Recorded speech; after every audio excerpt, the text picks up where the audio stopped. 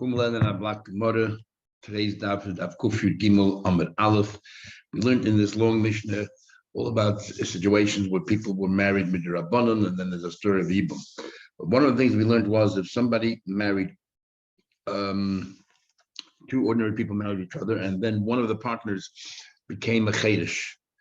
So then we said that let's say the man remains, full control of his faculties, and the woman became a chedesh. He can still give her a divorce.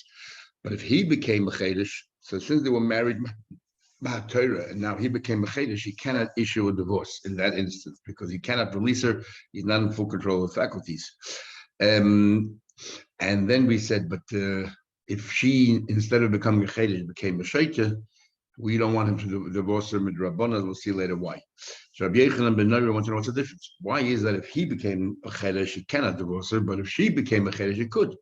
And the Gemara explains the difference because when it comes to the woman's side, we don't need her consent. So therefore, even though she's a chedesh, she can be divorced. When it comes to the man's side, he has to be full control, and therefore he can't. And then we brought from Rabbi Yechanan he brought testimony about a young girl who was a chareshes. The father married her off. So because her father married her off, she's married mehatayra.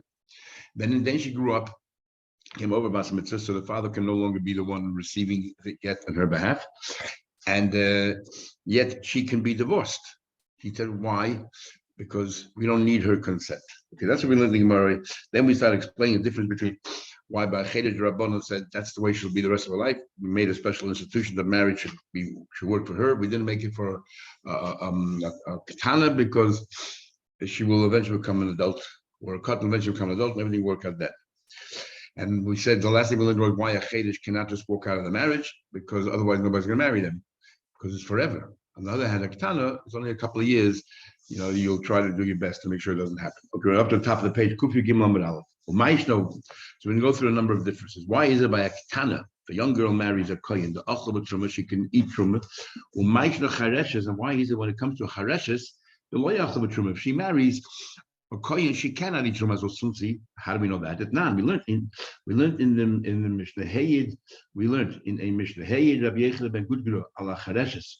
Rabbi Yechanan ben Gudgura said edus regarding someone who was a chareshes. Shehesiya avia, that her father married her off, which means that she's married mehatayra, she's under bas mitzvah. She yaitza beget. She then, even if she became an adult later, she can go out with a divorce because we don't need her consent. And then the second thing he said, testimony was about a katana bas Yisrael. She's a kohen. If a young girl marries a kohen, she eats from it. He doesn't say that regarding a cheresh, it's only regarding a katana. It seems to make clearly, but a cheresh, if she marries a kohen, she cannot eat truma. Why not? What are we worried about? Says the Gemara, you know what we worry about?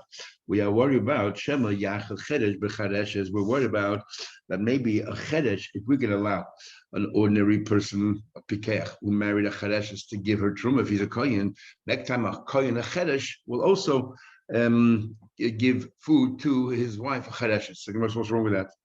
V'leichel, what's wrong with that? Because it doesn't matter, what's the difference of Chedesh and a Chereshes or a Pikech and a Chereshes?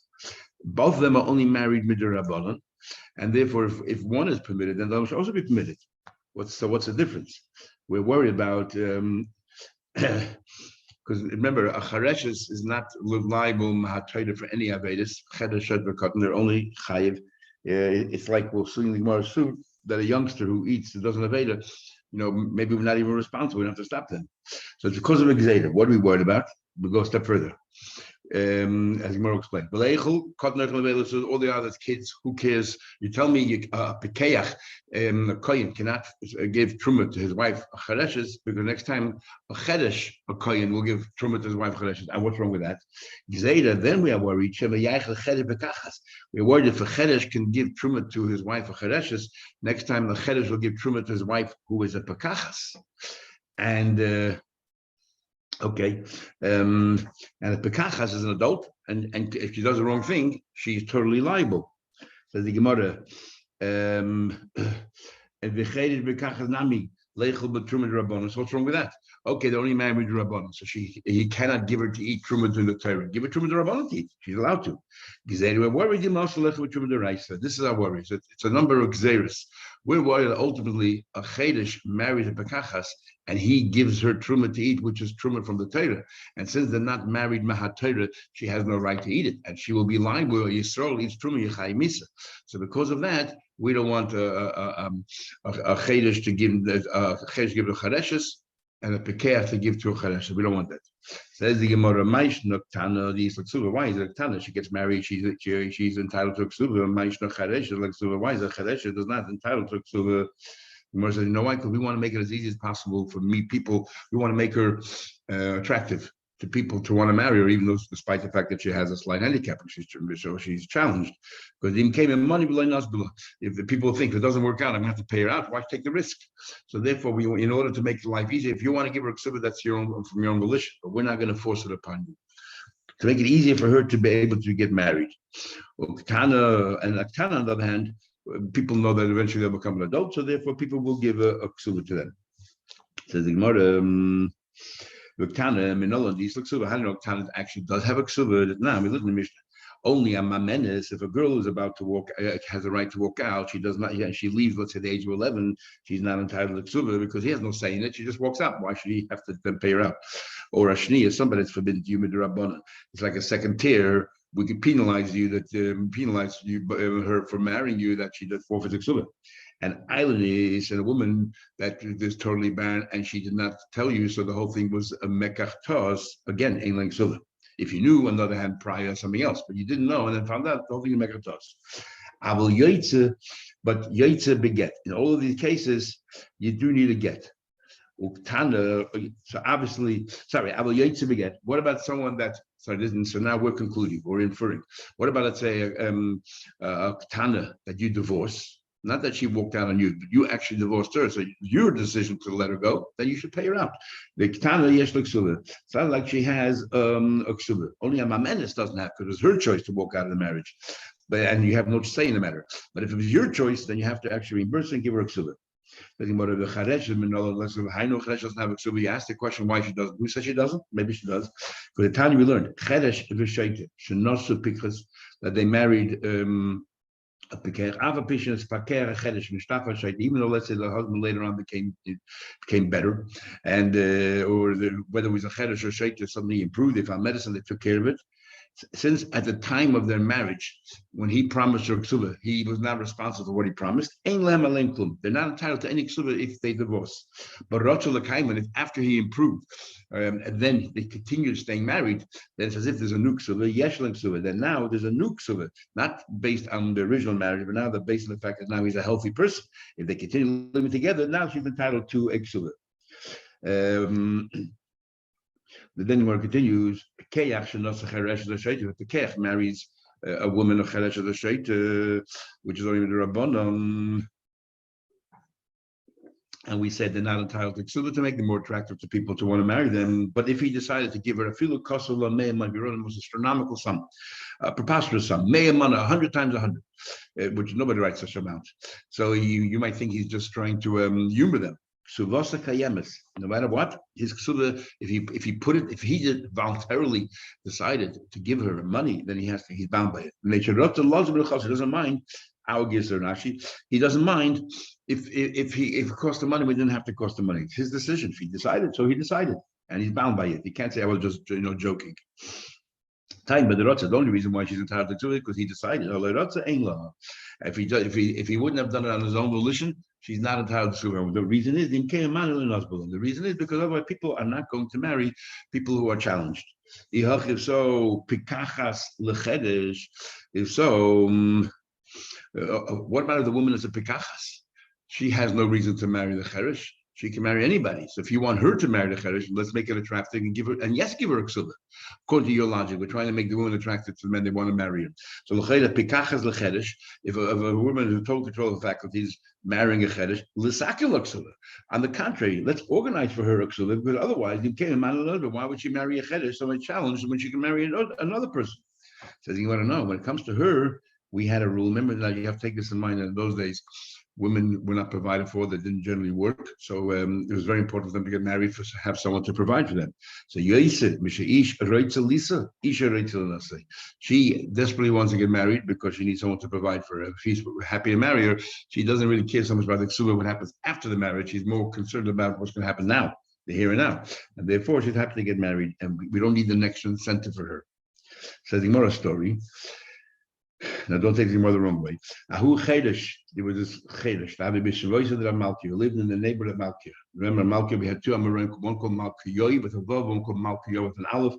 And we have, usually whenever we bring halach, and the name of the Gemara brings the same Gemara, that there's a number of halach that one of them said, there's a number of halach the other one said, and how you remember who said what. The names are very similar. Anyway, he married this woman, or he in his town. He got and he got married to this woman to a chedesh. The kosla, and he organized for the chedesh, or he actually was like the executive of the state, or he was in control, and he wrote her Abba Me'ezuzim Nechasei. He wrote from the estate of the husband. He gave her a ksuba of 400 zuz, which is very generous. Amar Rabba says, Rabba man chakim kira Malkia. Who is so smart like Ramalkia to help this woman out? Because the Gabra Rabbu, who's a great man, Kasava, this is the logic that he used from a business sense. This person is challenged, the husband. He needs help. If he would hire a maid, someone to go take care and make him dinners and all that, I, as an executive state, would use the assets that he has and buy a maid. Here, I bring him a wife as well. Dikatati has two advantages: someone to take care of him plus a wife. So therefore, for sure, I have the right to take assets from him, even though he has no idea what I'm doing. I don't need his consent because I'm the one who's in charge of his estate, and therefore I can do it. Comes along Shmuel, says his name is Shmuel. Eishes Chedesh, the wife of a Chedesh. So we said that the marriage is midrabanan. We're now going to explore exactly what that means. The marriage is midrabanan. So if, let's say, the wife of a chedesh, married to a chedesh, ein chayavin alav asham tali, that if let's say someone has relations with her while she's married to the chedesh, an asham tali is a carbon you bring when you're not sure if he didn't have it or not. Example we had in Christmas, you ate fats, or other places. You ate fats and you're not sure whether it was kosher fats or not kosher fats. You don't mean korban chatas because you don't know if you didn't evade it. It's called an asham toli. It's an asham that is depending, and one day you find out, you bring a chatas then. And the same thing is there were two women in your house and you thought you were in bed with your wife, and maybe then afterwards you thought maybe it wasn't, maybe it was somebody else. So therefore, you bring an asham toli. So if somebody had relations with the wife of a chedesh, that don't tell me it's a suffix if she's considered married or not a suffix if you're married, and you bring an asham tali, because it's not a suffix if she's married matayda. Definitely she's not married matayda. It's only a derabanan. So you don't bring a carbon asham tali because from the Torah's perspective she's not a married woman. Says the Gemara, say, I'll prove it to you that the marriage means is not really a valid marriage from the Torah's perspective at all. Chamish Lei Torah says 5 people shouldn't give truma. They didn't give truma. The truma is not valid at all. It's not even a suffix. One of them is a chedesh. So we see by a chedesh, it's not the pshat is we don't know is he intelligent, is he not intelligent. Therefore, it's like a suffix adult. Definitely not an adult. His truma is not, or her truma is definitely not truma, and therefore you have to give truma again. And nothing happens to the truma that he set aside. So clearly, there's no doubt here. So therefore, the marriage is definitely not a marriage matayda, and you don't have to do it. If somebody gives truma, I'm have somebody else. It's not his, and he did not get any permission. And we learn out that you can have a shliach. It says atem. It could have said just the word atem you. It says gam atem, also you. That means you can also have somebody substitute you as a shliach, but you have to be cognizant of the fact that he's a shliach. Otherwise, nothing. And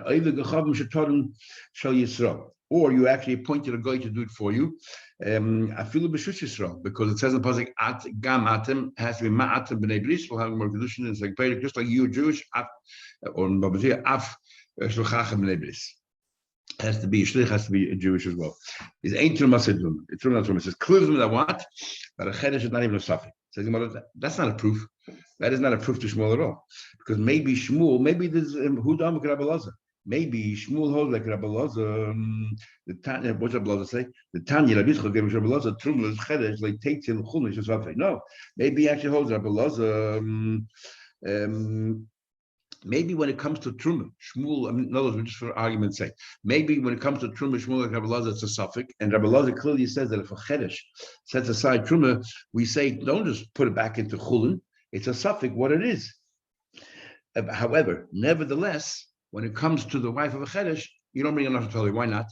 Not because it's not a suffix, because we'll have a machlekes or Chris is there when it says in the pasuk that you did one of your over one of the mitzvahs Hashem.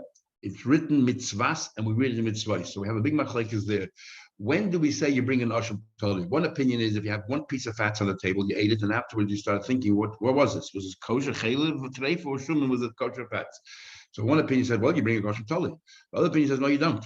The only time you bring an asham tali is when there were two pieces of fats there. One of them was definitely treif, and one of them was kosher, and you don't know which one you ate. So we definitely established there's a reason to be concerned because there's definitely treif around there. So then, in other words, if there's only one woman in the house that was there, and later on you don't remember who it was, your wife or somebody else, and they both would say deny it, or they both say it was. So then the second opinion says there's no Shantali. It's only Shantali if there were two women in your house, one was your wife, one was somebody else, and somebody else also to you, and I don't know which one. No, but there has to be an established Isa. So therefore, as far as Truma is concerned, maybe there is a suffix. Or in other words, a wife of Chedesh is a suffix, was married by Torah now. But as far as by a wife, Asham Toli, since it's a suffix, you don't bring Asham Toli unless the word established Isa. We haven't established Isa. There has to be two women or something. It's like Gemara says, and that's what we're talking about. If Rabbi Lezer, if you have like Rabbi Lezer, that is a suffix, why doesn't he say you bring Asham Toli? So we answer because he holds you bring Asham Toli only when he establishes an Isa. There were two pieces of fats on the table. One was definitely treif, one was kosher. But over here there isn't. Says the Gemara, but Rabbi Lezer holds that. Me boy Rabbi Lezer. If he holds like Rabbi Lezer, then what do you mean he needs two chatichas? Does Rabbi Lezer hold chaticha mishtei chatichas? That the only time you bring Asham Toli is the established Isa. But Tanya, the very same Rabbi Lezer, koi. This animal that we don't know halachically what the animal is, whether the animal is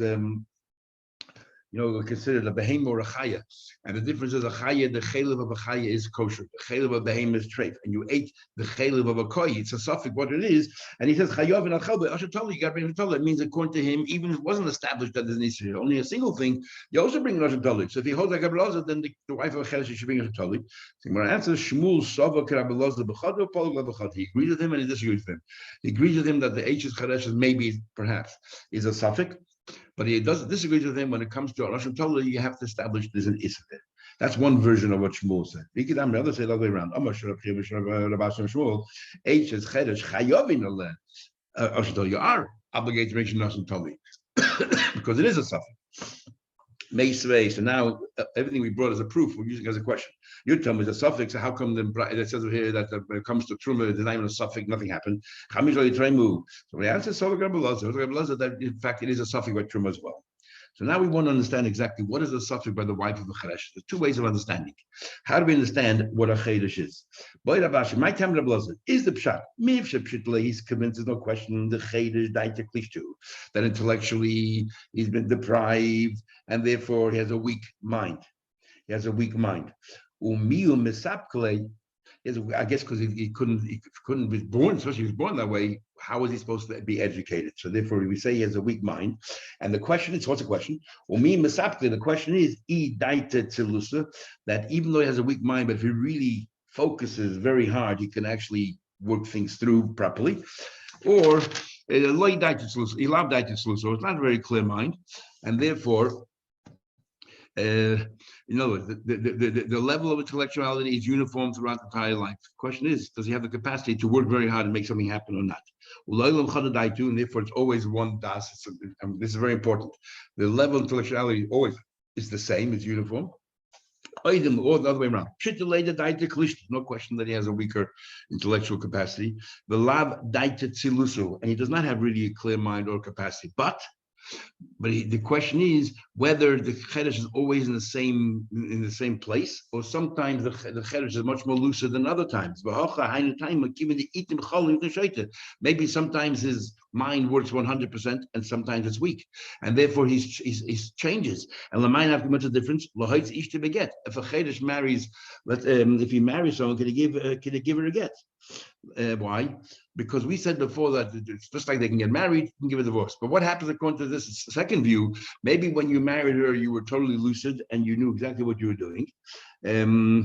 But when you came to divorce, you're not lucid. So therefore, you're not in the same position. You're not the same person. Maybe you cannot divorce her. We tell me that's all uniform. Then whatever position, whatever mind he had when he got married, the same mind he has before, no problem. Maybe kedushin you were able to give because you were a sound mind. Maybe now you're not such a sound mind. What's it in Teku? One thing I never understood, if by chedesh we say that intellectually they're challenged. That makes sense if they were born that way. But if, like we had the case of the Mishnah, they were pikech, and then later on in life they became a chedesh, why suddenly do they lose their intellectual capacity because they have a handicap that cannot hear or speak? What happened? Why does that affect their intellectual capabilities? And yet we treat them just like a normal chedesh. If they're totally a chedesh, even though it happened later on, it seems to be more here, the Mishnah, that's all the same. Why is that? I don't know. Says the Gemara further, okay, so we learned what happened when it comes to a shaita, we don't allow, we don't say, when it comes to a woman who became a chedesh, we can still give her a get. When it comes to the shaita, you cannot give her a get. Why not? Says the Gemara, according to the Torah, of course the shaita, because we don't need her consent. Who cares if she's a shaita or not? An ordinary person, you can give her against her will. So let's say she doesn't really know what's going on. To what? Why Taka did the rabbi say that a shaita you cannot divorce? We don't want it to be maltreated and people take advantage of her situation. That she's not full control and people will take advantage of this woman. If she's mature enough that she knows how to give her a get, she can hide it and preserve it. Plus, she knows how to take care of her own body. Who's going to take advantage of her? So much we're talking about a girl that any like you tell me about a girl that she cannot take care of herself with her again. You tell me about you tell me how she's divorced. How can be? You put it in her hand. Only if she has a capacity, a hand. She has a hand. The definition is that she can control whatever goes in her hand. This one here does not have the ability to megadish. Taisus is a whole discussion over here. What about if she has a father? Can the father be the hand of her? And according to Rabbi Tam, the unbelievable chiddush is that if the wife is a shaita and she can be an adult, if she has a father, so Rabbi Tam holds according to some, the father can accept her get, even though his wife can be shaita, he can actually accept the get on her behalf, even though she's an adult, because she's like a ketana in a way, which is that he doesn't agree with, and others within a Bein Tam doesn't agree with either. They only say till she's bas mitzvah. But it's interesting. But because the father can watch it for her. But what's the definition? You send her away from home. She doesn't come back. If she doesn't understand, you send her away and divorce her. She has no understanding what you're doing and why she can't live in this house anymore. Then she's not able to be divorced. But the Rabbanan, because people will take exploiter. We're saying, we're talking about a girl who can receive a get. She has a yad, but she's not mature enough to take care of herself and realize that she's being exploited. So that she could be divorced. Because she has a hand. Don't let her go. We don't people to exploit her. The Rabbi says they can now prove to you. We learned in the Mishnah when it comes to her, it says nishtatis if she became a shaita loyatzi. Don't divorce her. The gabe today, but it says regarding the man, if he became a shaita loyatzi olamis, we add the word olamis, you can never divorce her. In both practically it's the same thing. So how come over here we use the word ilamis and here we don't? What's the difference? To tell you that the man, if he's a shaitim mahatayri, cannot give a get. So if we use the word ilamis over there, mahatayri you could receive a get. Only the Rabbanon don't want it to protect her. So therefore we don't use the word ilamis because if mahatayri is not true, you can divorce her. I don't understand why. What's the difference of the man? The man, if he's a chedesh, he can no longer give a get, but if the woman is a chedesh, he could. What's the difference? Now the question is, what's bothering him? Why the man cannot, or why the woman can receive? So he understands definitely a man cannot give because he's a chedesh. He doesn't understand why the woman can receive the chayda. She should be the same like a man. If he cannot give, she cannot receive. The woman for sure she can receive. He knows that. But he doesn't understand why the man can't issue the get. Tashma, let's look at the wording. We're just trying to understand pshat, what bothers Rabbi Yechid ben Eri. They answered, you cannot compare a man. Hamagadish Lisha divorces the wife. They said Hamagadish divorces Isha Gadesh. The position of the man is in the position of the woman is in. She go to the woman. You don't need a consent. The Isha the Maitzil, the man only if he's rotzen Shmamina. Ish come a boy. So obviously, what's bothering him is, since we're explaining why a man is different. So obviously, what's bothering him is a man. Is Ish come a boy. You understand why the man can't give it. So when they said they brought the testimony and they said just like over there that. Just like in the case of Yechid ben Gudga about a girl who was married when she was a Ketana and a Chareshes.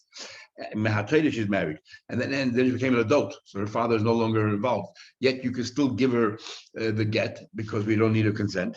So we're talking about the woman. So as if we're explaining to her, we said absolutely, the same thing over here in this case here, when she's pekacha, then she became a Chareshes. Why she can still receive the gets? Obviously, it seems what bothered him is the woman. So the Gemara. Maybe Rabbi Yechid was actually talking to the rabbis. According to me, I understand. To me, both I hold that the woman cannot receive a divorce, just like the man cannot issue it, she cannot receive it. But you're making a distinction. Tell me the difference. I'm really for the answer. You cannot compare Isha Megadish, the Isha Megadish. You cannot compare a man to a woman. Second further, hey, from this testimony, where he says that this girl who was a ketana and a charesh as a father married her off, and then she became an adult, so now she's married Matayda, and then she can able to receive a get. Yet we don't need consent. So what happens if in other words, we don't need her consent at all? We learn a new halacha from that. And what is that? Amar Edim, let's say the husband turns around to Edim and says, an ordinary wife, he says to Edim, both ordinary people, turns around to the witness and says, look get Zeshari nice and see this get, I'm about to give it to my wife. Look at it. They looked at it, they read it. We suppose we don't get into the Amallah. Then he turns to his wife and he's embarrassed, as we'll soon see, to tell her this is a get. And he says to her, take this document. It's a loan document. The moment she takes it in the hand, she's divorced. Now we know that. Why? Because we don't need her consent. It doesn't matter that she's not aware that this is a divorce. She is divorced. As long as the witnesses know and they're there. Says Rabbi clearly said we don't need her consent. We don't need her at all to be aware of what's going on. No different than a chareshes. So obvious. That's what we just said. No, I would have thought I would have thought that because he changed his wording and he said to her, take this document, this loan document, maybe he decided, you know what, I don't want to give her a divorce. Maybe he canceled it. Commercial on that, no. So that what it still continues as a get, as long as he doesn't openly say, it's no longer a get. So that what the real, because why, and what's the logic? Because if he wanted to cancel it, who should he have told? The witnesses, because as far as they're concerned, this is a divorce. Because he didn't tell them, he didn't cancel it. So why did he make up the story that this is a loan document? He lived with this woman for so many years. He's embarrassed to tell this is a divorce. That's why. So they were leading into a discussion on Mishnah, which tomorrow we'll see how it connects on Mishnah.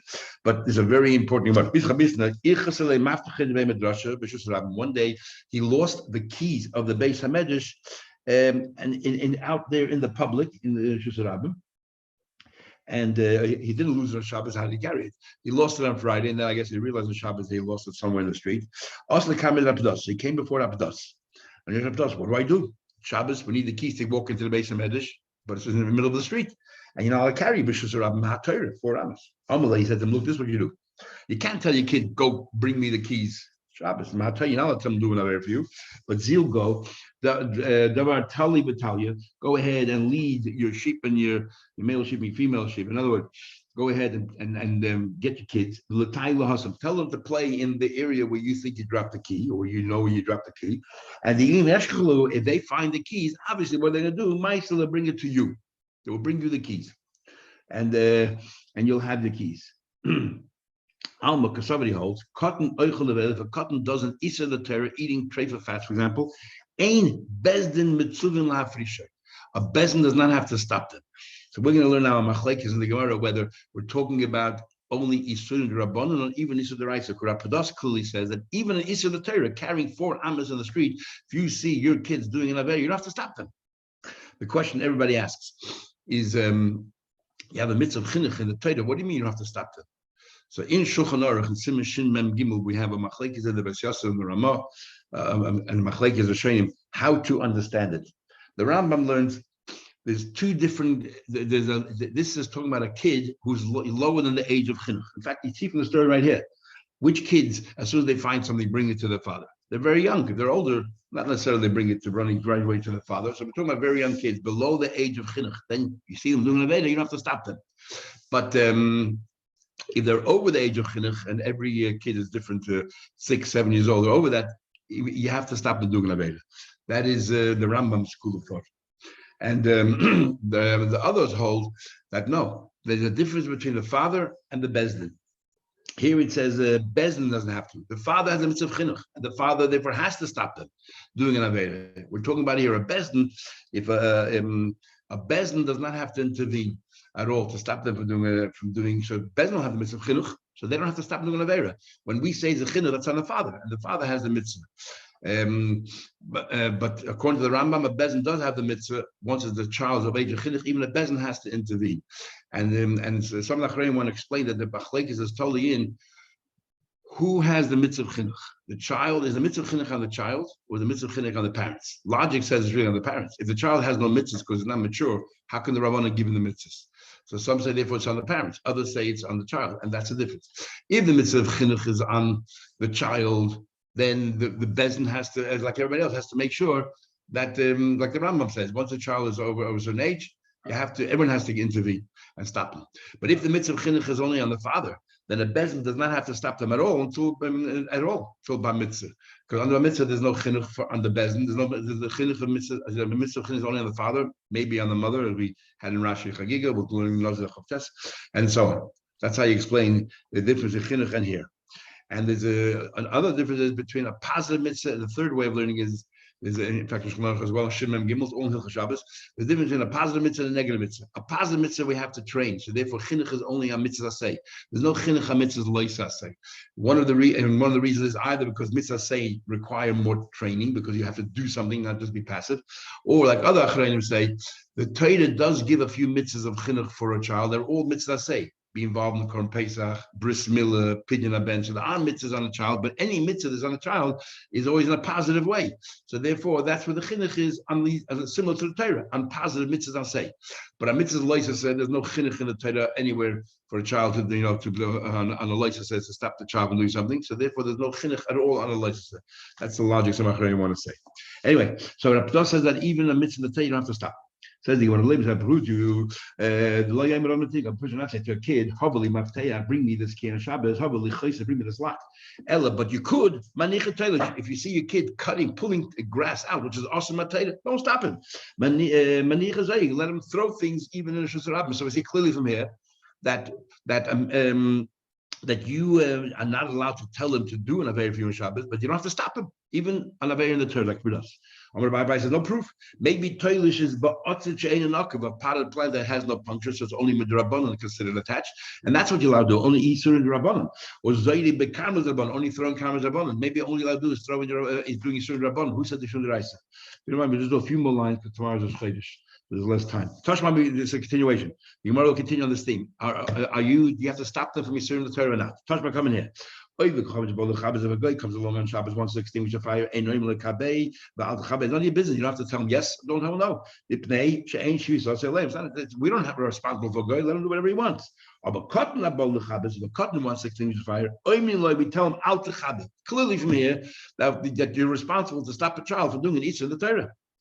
Because you're responsible. So we do have to stop and prevent him from doing Aveiros in the Torah. Omer Rabbi Yochanan says no proof. But Oisa al das aviv, and that's the halacha. Where the child is doing it specifically for the father, even though you didn't tell him, you have to stop him. Because it's tantamount to you telling him, instructing him, and you sending him as a shliach. You have to stop him. The kavose, gabi oivik echad. So, ask a question. So, if we're talking about a case where the father standing there, and the kid is doing it for the sake of the father, even though he didn't expressly say so, but it's for the sake of the father. So, the contrast we're contrasting it to a guy. Kavose gabi echad lois las so. So the guy, the same thing, he's doing it on behalf of the yid. So why taka you allowed to? Me shari oivik echadim. Me shari. Are you allowed, as a guy, allowed to work for you on Shabbos? Do malach on Shabbos? Of course not. So why is it that the child cannot, because he's doing it for you, even though you didn't tell him? So, and the guy, you can do it for you, even though you didn't tell him. What's the difference? So my answer is, but he thinks he'll get paid for what he's doing. He's doing it. It requires effort to extinguish the fire. So therefore, he's not doing it for you. He's doing it for himself to make his money. That's different. Tashma combination. I have no proof one way or another. Ben Chaver, the son of a Talmid Chacham, he's going to his Zayda, but not his father's father, because his father Talmid Chacham, we're going to assume that his father's father knows Talmid Chacham. But his mother's father was an Amoritz. He can go to his father Zayda, Amoritz, and then Chayshim, not worried. We don't believe for a moment that the Zayda won't respect his grandchild or respect his daughter, new life. That is, that they make sure that everything that they eat was given truma and mice and all that. So we don't suspect that.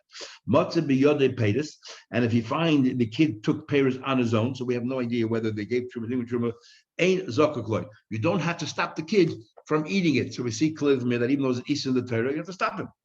Rabbi Yechanan said no. Maybe we're talking about b'dmai. We're talking about there's only Easter Rabboni, and that's why you have to stop him. Now, this is quite amazing because the minhag Rabbi Yechanan is the one who said that Mahatayda you don't have to stop the child, but the reason by Shabbos we did is because the child is doing it for the sake of the father, which means that he agrees with us that even Averos and Tayda you don't have to stop him. And here he's telling you that only Averos Rabbanim. So more pounces. The only reason why, because it's Rabbanim. But if definitely it's an Easter in the Torah because you didn't get Truma Meiser, then you have to give Meiser. But Rabbi Yechanan said, Rabbi Yechanan himself said that if the kid is doing Easter in the Torah, you don't have to stop him, only if he's doing it for you. Rabbi Yechanan himself is not sure which is right. Wherever he keeps on debating it, and therefore he rejects each proof because he's not sure. Talk about another proof, a similar thing. Ben Chaver, son of a Talmid Chacham, we'll just finish here. Koyin, the son of a Talmid Chacham, a Koyin. So he goes to his mother's also Kohen Bas Koyin. We look more psachim that the ideal marriage of a Kohen is a Bas Kohen, even though it's not ideal to marry an Amoritz, but it's an ideal to marry a Kohen with a Bas Kohen. And the Zayda was an Amoritz. We're not worried we're not worried that the Zayda won't respect his kids and give truma tamei, which is truma you're allowed to eat, but truma tamei, which you're not allowed to have. Matzah biyodei peiros, if you find peiros in the kid's hand they took on his own, you don't have to stop him. So there's no proof because maybe but truma de rabbanon. We're talking about here truma, which is only the rabbanon. So again, we have no proof one way or another whether by isurim of the Torah do you have to stop your child, or even isurim Torah you don't have to stop your child. We'll continue tomorrow, Mitzvah Shem. So tomorrow.